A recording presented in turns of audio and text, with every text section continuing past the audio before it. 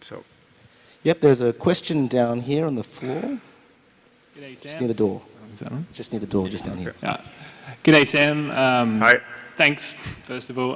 Just a fairly broad question, but I'm just wondering what your opinions on DMT are, well, I don't know how much you know. I assume you know more than me, but perhaps maybe if it's found naturally in the human brain, perhaps why, or if there's anything you'd like to say about that. Yeah, well, I'm unqualified to talk about it because I haven't done it.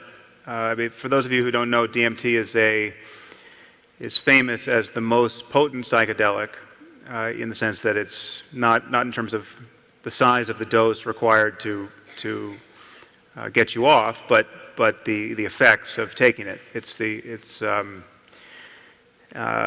And it also distinguishes itself because it's the shortest acting, and it is an endogenous molecule that we already have in our brains and elsewhere. And so in some sense, this is an illegal neurotransmitter that people can. It becomes available when you smoke it or inject it, and it leads to the shortest and yet most kind of stratospheric change in consciousness. So a whole an acid trip could be, an LSD trip could be 10 hours, DMT could be 10 minutes, full course.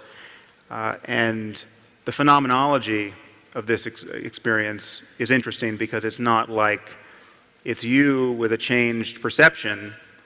What people tend to report if they get a sufficient amount of DMT on board, and apparently that's hard because it's very unpleasant to smoke, but they report getting kind of shot out of themselves and landing elsewhere. And the phenomenology of this experience there's almost no classical religious imagery at all. No matter who you are taking this drug, you don't meet Jesus and you don't meet your grandma and you don't meet Buddha.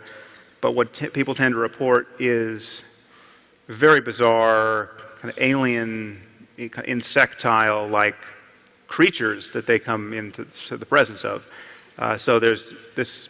Probably what I just said sounds like complete insanity to most people in this room, but you go online and you get smart, serious people trying to make sense of this phenomenology. But I've never done it, and so I can't, I can't speak as one who has had to integrate that experience.